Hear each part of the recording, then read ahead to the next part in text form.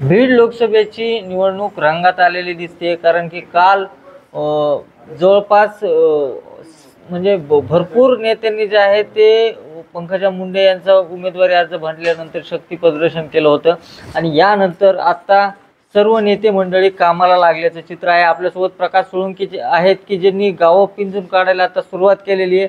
काय ते मतदारांना सांगतात, कशा पद्धतीने त्यांना रिस्पॉन्स आहे, आपण जाणून घेऊ। दादा, मला सांगा, तुम्ही कालच्या शक्ती प्रदर्शनानंतर आता प्रत्यक्षात कामाला लागलेले दिसत आहेत, कशा पद्धतीचा रिस्पॉन्स आहे, काय म्हणणं येते मतदारांचं? मी 8 दिवसापासून गावागावांना भेटी देऊन, एक तर या भागामध्ये मोठ्या प्रमाणात गारपीट झाली, वादळ आलं, त्याच्यामुळे प्रचंड नुकसान, घराचे पत्रे असतील, काही ठिकाणी सार्वजनिक मालमत्ता असेल, त्याचं नुकसान झालेलं आहे आणि ते पंचनामे व्यवस्थित व्हावेत या दृष्टिकोनातून मी प्रत्येक गावाला भेट देण्याचा दौरा आखला होता। तर माझ्या आत्तापर्यंत जवळजवळ 77 गावांना मतदारसंघातल्या भेटी झालेल्या आहेत आणि आम्ही जी काही भूमिका सांगतोय त्यात प्रामुख्यानं मराठा समाजाचं जे आरक्षण आहे त्याच्या बाबतीत सविस्तर भूमिका शासनाची काय राहिलेली आहे।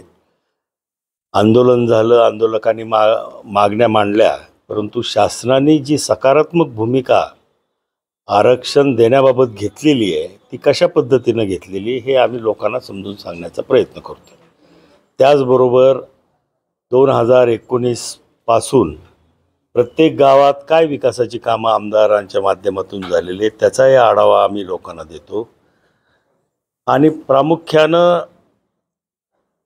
भविष्य काळामध्ये काय नेमकं या बीड जिल्ह्यासाठी व्हायचं करावं लागणार आहे, जेणेकरून इथल्या लोकांना दुसऱ्या राज्यात किंवा दुसऱ्या जिल्ह्यात ऊस तोडायला जाऊ लागू नये, अशा तऱ्हेनं आम्ही लोकांना भविष्य काळातही आपल्याला काय काम करायची ते याचा एक प्लॅन जो काही आम्ही तयार केलेला आहे त्याच्या बाबतीतही आम्ही लोकांना समजून सांगण्याचा प्रयत्न करतो। या आंदोलन, मराठा समाजाचे जे आंदोलन आहे त्याचा कुठं ना कुठं राजकारणासाठी वापर होतोय असं वाटतं तुम्हाला? नक्कीच, जरूर, त्याचाही उल्लेख आम्ही करतोय। निश्चितपणानं या राज्याचे 4 वेळा मुख्यमंत्री झालेले आदरणीय शरदचंद्रजी पवार साहेब, ज्यांनी मंडळ आयोग या महाराष्ट्रामध्ये राबवला, त्यावेळेस सुद्धा मराठा समाज आर्थिकदृष्ट्या, सामाजिकदृष्ट्या, शैक्षणिकदृष्ट्या मागासलेला होता। त्यामुळं इतर समाजाबरोबर मराठा समाजाला जर त्यांनी 10% आरक्षण त्यावेळेस दिलं असतं तर आज हा आंदोलन करण्याचा विषय महाराष्ट्रात राहिला नसता। त्यामुळं पहिल्यांदाच शिंदे सरकारने आंदोलनाबाबत, मागण्याबाबत एक पॉझिटिव्ह भूमिका घेतलेली आहे, सकारात्मकता आहे, काही पावलं टाकलेली आहेत।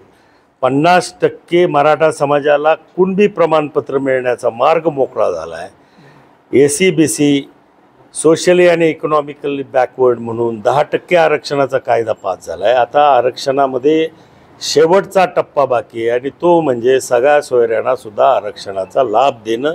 त्याच्या बाबतीत प्राथमिक अधिसूचना सरकारने काढलेली आहे। आक्षेप जे आलेले आहेत त्याचा निपटारा झाल्यानंतर याचं कायद्यामध्ये रूपांतर होणार आहे आणि 100% आंदोलकाच्या मागणीप्रमाणे हे आरक्षण समाजाला दिलं जाईल।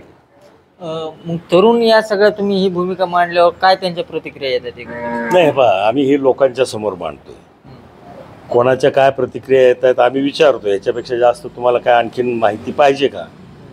तर मला असं वाटतं की लोकांचं थोडंसं समाधान आम्ही सविस्तर भूमिका सांगल्यानंतर होतंय। आता काही लोक जाणीवपूर्वक म्हणजे मिळून सुद्धा जर समाधानी नसतील तर त्याला आपण काय करू शकत नाही। बीड लोकसभेचे उमेदवार बजरंग बाप्पा सोनवणे यांच्याकडे देखील कुणबी प्रमाणपत्र आहे, कुठं ना कुठं आता त्यांना या सगळ्या कुणबी प्रमाणपत्रावरून ट्रोल केलं जाते। बजरंग बाप्पांच्याकडं कुणबी प्रमाणपत्र त्यांनी घेतलेलं आहे, कायद्यानं ते घेतलेलं आहे, त्यांना मिळू शकतं। परंतु खरा प्रश्न असा आहे की जरांगे पाटलांनी गोरगरीब मराठा समाजासाठी हे आंदोलन केलेलं आहे आणि बजरंग बाप्पा असतील, मी असेल स्वतः किंवा आमच्या RT देशमुख असतील, आम्हाला आरक्षणाची खऱ्या अर्थानं गरज नाही। आमच्याकडं ईश्वरी दयेने सुख समाधान आहे, आम्ही चांगल्या स्थितीत आहेत. आमच्यासारख्यांनी जर आरक्षणाचा फायदा घेतला तर गोरगरीब मराठ्यापर्यंत ते आरक्षण पोहोचणार नाही. म्हणून आम्ही कुठंतरी बंधन पाळून स्वतःवर आम्ही या प्रक्रियेपासून बाजूला राहायला पाहिजे असं माझं मत आहे. एकंदरीत आता काय 13 मेला मतदान होते, काय परिस्थिती असेल बीडमध्ये? नाही, आम्हाला तर खात्री आहे. आम्ही काल पण सांगितलं तुम्हाला, या जिल्ह्याने ब्राह्मण खासदार दिला, या जिल्ह्याने मारवाडी खासदार दिला, या जिल्ह्याने तेली खासदार दिला 3 वेळेला. म्हणजे जातीपातीचा विचार करून मतदान करणारा बीड जिल्ह्यातला सर्वसाधारण मतदार आहे असं मला वाटत नाही. आणि जातीपातीवर कधी इलेक्शन होत नसते.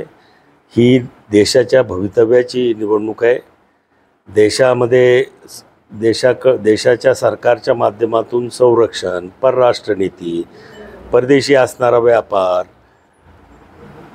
महामार्गाची देशात होणारी कामं, जलसिंचनाची होणारी कामं, अशी मोठी कामं सरकारकडनं, आणि त्या बाबतीत तुमचे काय योजना आहेत हे सांगणं महत्त्वाचं आहे. आज या जिल्ह्यातला 4.5 लाख कुटुंब ऊस तोडायला जातात.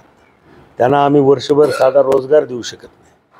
आणि म्हणून तुम्ही खासदार झालात, आमदार झाला, त्याला काही फार महत्त्व नाही. तुम्ही शेवटच्या माणसाचा काय विकास केला हेच खऱ्या अर्थानं महत्त्वाचं आहे. बघू शकतो आपण बीड जिल्ह्यातली निवडणूक रंगात आलेली.